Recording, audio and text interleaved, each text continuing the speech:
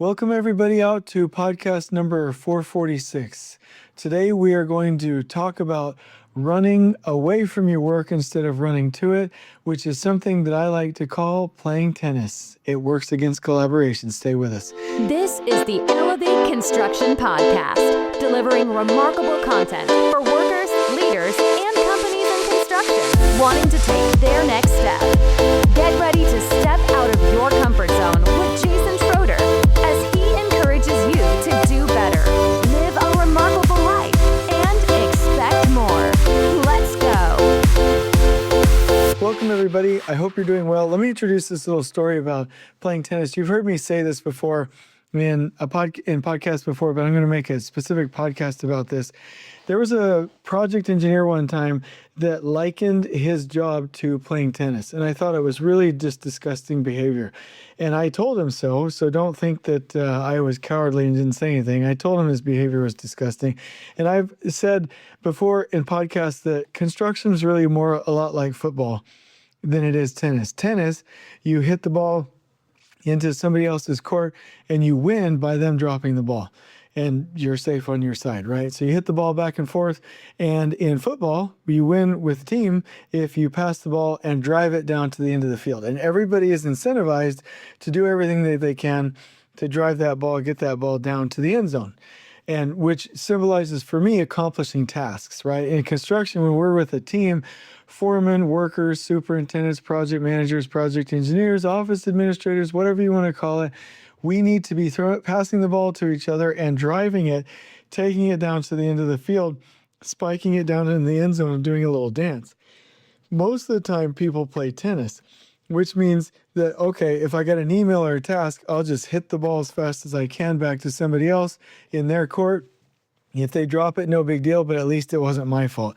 That's a very selfish take kind of a mindset. It's not helpful in construction. It doesn't get the job accomplished, and people are only worried about themselves and their own individual little silos. So if somebody receives an email, they're like, boop, hit the tennis ball back into the other court, or get in something, boop, now it's in your court. And if you can hear people talking about that and kind of get a feel for how they think just by hearing the way they talk. And sometimes, not all the time, sometimes when they talk about, hey, the ball's in your court, you can tell that they're in that, hey, as long as it's hot potatoes, and as long as it's not in my court, not a big deal. So we're going to talk about that tonight and how that affects the work that project managers do. I've done a little bit of research here for us, and we're going to have some fun and be a little bit critical. So I just want you to know that this podcast is super, super judgy. So anyway, I want to talk ahead of that about how I'm doing. So I will be always totally honest with you. I've been losing my mind lately about cash flow, like cash flow, until the business has hundreds of thousands of dollars. And even then, in the bank, it's still always hard to make payroll because bills get paid unless you have a strategy behind it right away. Payroll comes out every week, but people don't pay their bills on time. And a lot of times it takes a lot of time to go through the accounting process. And so literally, like right now, and these aren't high dollars, but I could have $120,000 in accounts receivable that people owe, and I could have $10,000 in the bank and go down to zero in a starting business, and it's stressing out. Anyway, I've been losing my mind, acting like a jerk lately. So that's how I've been doing, getting centered here tonight, talking it through, making sure that I've got some financial backups. I'm going to apply for some cash flow loans. The business is doing great. It's just that cash flow is hard. And it's funny, when I did the Tony Robbins business training, he's like, yeah, for the first 5 years, if you make it, which I'm very proud that Elevate Construction has existed for over a year now. Yeah. From September 28th. Yeah. Oh, well, like probably 14 months now, and existed and survived and has employees and is adding insane value to the industry. But it's still always a problem, cash flow, and it happens for quite some time. Anyway, so I've been losing my mind about that, but I will return a report later that things are getting better and that I'm unlosing my mind. So And there you go. Let's talk about fans and feedback. Hi, Jason. I listened to the first 2 episodes. I like to start at the beginning and catch up on the journey. Your conversation about respect for people is right where I am at with my organization, which is about 3 years into its lean journey. We've made tremendous progress, starting with the basics, performance, mindsets, making problems visual, fixing problems, the correct way, and building more training to develop our people to think differently about waste, while promoting more standard work.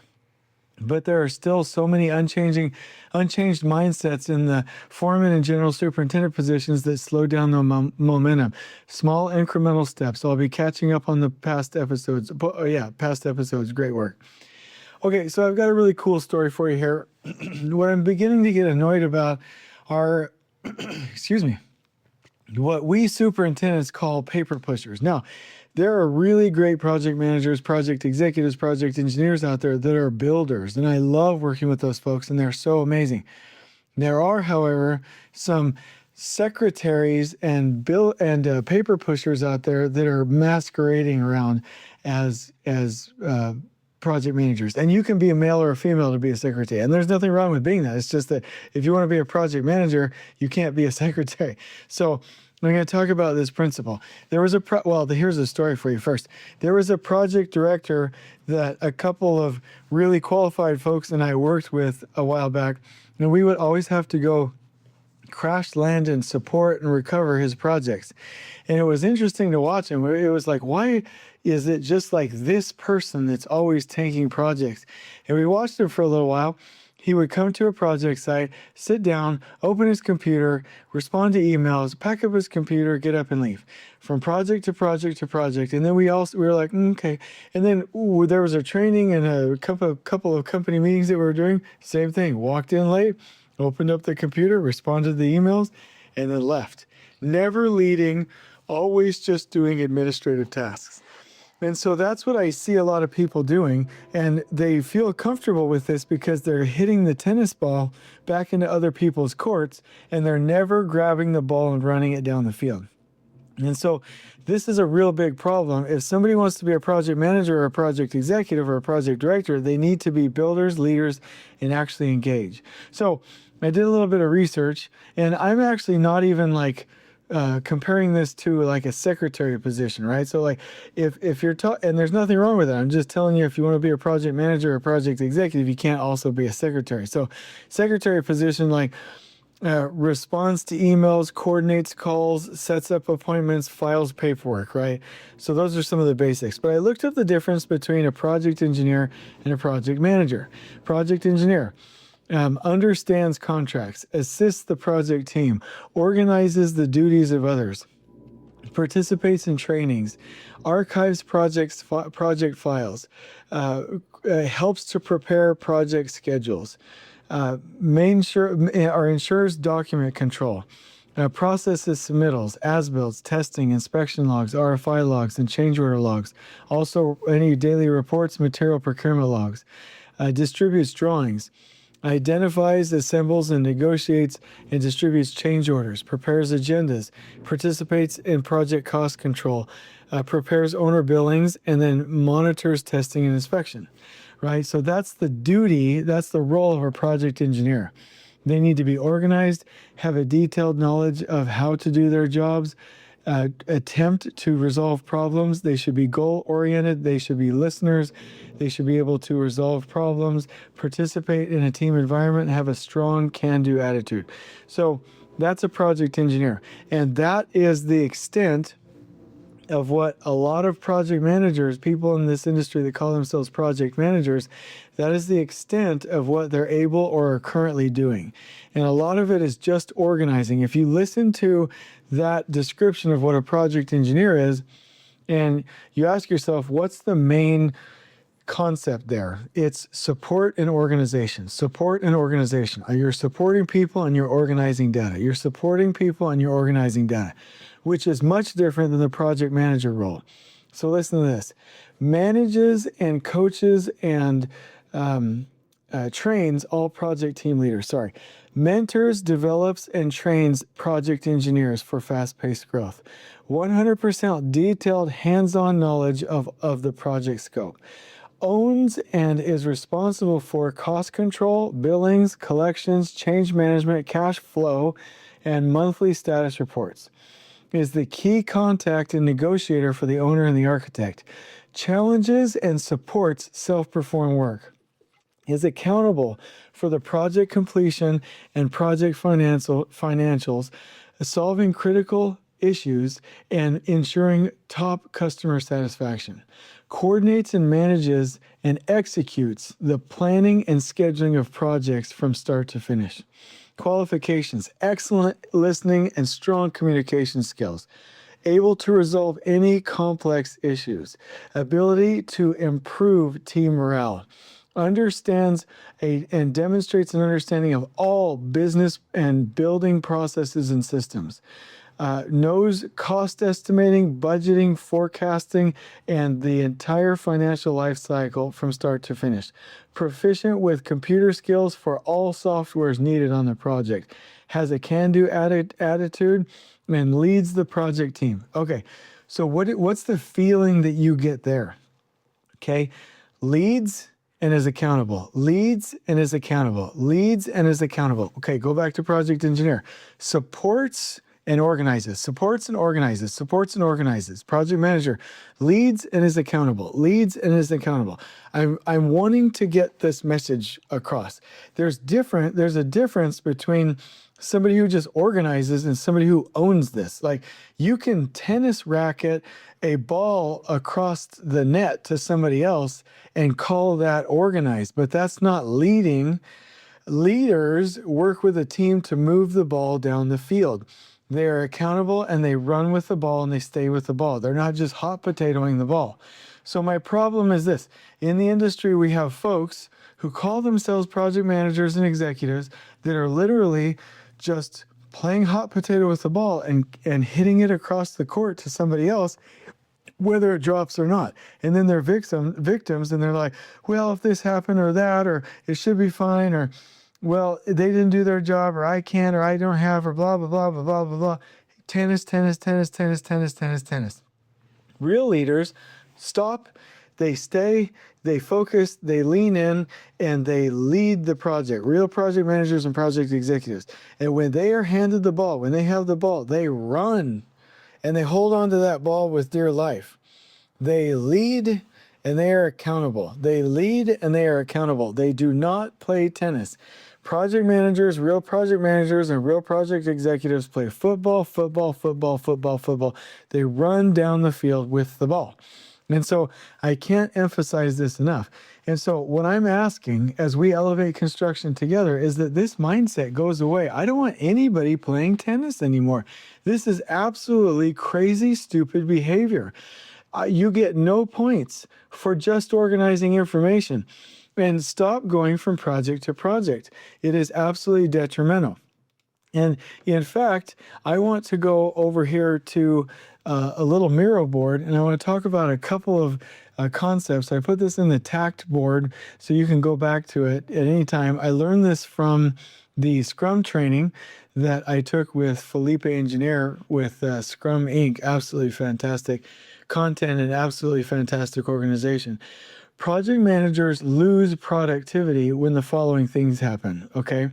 So when they switch context, meaning when they switch their focus from task to task to task over and over and over. Again, when you got the ball, hold on to the ball, run with it down the field. Don't check the box and say, oh, done, done, done, all these little things. Stay with it, lead, and dig in and run to your work and don't run away. The other thing is, in project management is that we need leaders to stay with a task and not transfer. Meaning, if you have a dedicated team and a dedicated leader, you will have increased productivity. The other thing is that when you have multiple projects as a project manager, your productivity decreases exponentially as you get more projects. And so you can't afford to not be focused and to just show up to a meeting like that example that I told you about. Open up your computer, respond to emails for 5 different projects, switching context all the time, and expect to be focused and effective. You need to stay, run to your work, lead that project, and make sure that you're digging into the things that are key and important, okay? So We are not just coordinating information, we are leading a project. So if you find yourself checking the box on items and moving to the next task, doing good enough work, and it should be fine, saying things like it should be fine, not digging down to the root cause of things, sending emails all day, just coordinating meetings, organizing people's tasks for them, jumping from one task to another, being addicted to emails, or anything else that is tennis-like, then you have a problem. But if you find yourself getting to a job and actually digging into safety, actually digging in and helping the quality program, actually owning and managing the schedule, actually training and working with your project team, doing the things that leaders do, then you're probably on the right track. So one more time, real project managers manage, coach, and develop and mentor all project team members. They are 100% detailed and they have a hands-on knowledge of the entire project scope. They own and are accountable for cost control, billings, collections, change management, cash flow, and monthly status reports. They are the key point of contact and primary negotiator with the owner and the architect. They challenge and support self-perform work, and they know the details and the production codes. They are accountable for the project completion and financials, and they are responsible for customer satisfaction. And they coordinate and manage the execution of all planning and scheduling on their projects. That is what I call running with the ball down the field and spiking it down in the end zone. So my invitation to everybody is please, please, please stop playing tennis. Please stop playing tennis and start playing football. Stop running away from our work. Let's start running towards it. And let's stop calling people project managers when they're really acting as a secretary, which there's nothing wrong with, but they're acting as a secretary or a project engineer, and they're actually not leaders. You have to be a leader to be a good project manager. I hope this helps. On we go. Please join us next time in elevating the entire construction experience for workers, leaders, and companies coast to coast. If you're enjoying the show, please feel free to share with your construction colleagues and help us spread the word by rating, subscribing, and leaving a review on your preferred podcast listening platform. We really appreciate it. We'll catch you next time on the Elevate Construction Podcast.